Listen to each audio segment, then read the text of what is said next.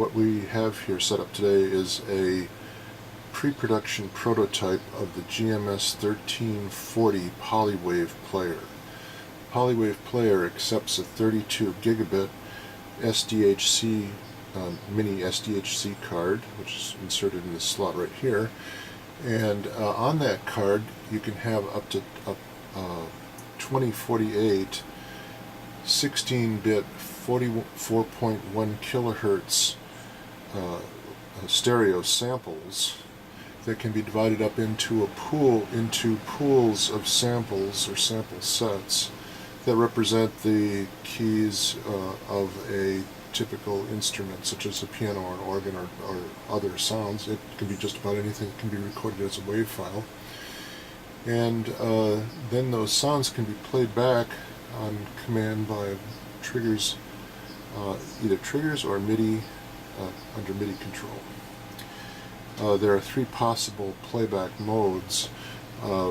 There are 16 trigger inputs on the panel, which will start a trigger, start a sample playing, or you can use one of two possible MIDI inputs, a regular MIDI DIN input, or a USB MIDI through this USB connector right here. This is a mini USB connector. And or you can, which is not represented on this panel yet, have a CV input signal to select the note, and a trigger input to start the playback.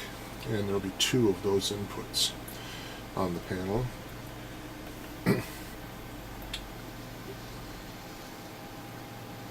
The ultimate output playback comes out through the two connectors here, left and right channel connector, and they have the ability to switch their output level from -10 dB to +4 dB, which closely matches the signal level of your typical modular synthesizer. In this particular case, we have a set of Mellotron samples. The Mellotron was a 70s tape playback instrument, and we have one of the sample sets that's really typical of that instrument, which is the 3 violin sample, and it sounds like this. Basically 3 violins recorded to tape, and then that has been sampled and processed into WAV files. There are 37 of them, representing 37 keys, although we only use about 30 of those samples because some of them are below the low end of the range of the keyboard. So I have a little demo here of that sound, very 70s sounding thing.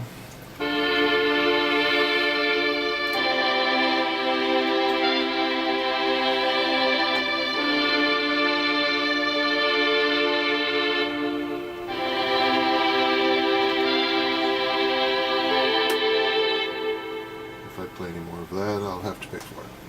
So that's a little quick demo of the Polywav player, the GMS-1340 Polywav player, and hopefully that'll soon be out as a module, both in the 2 MU form that you see here, and also in a 20 HP Eurorack form, so that it will be available for both formats.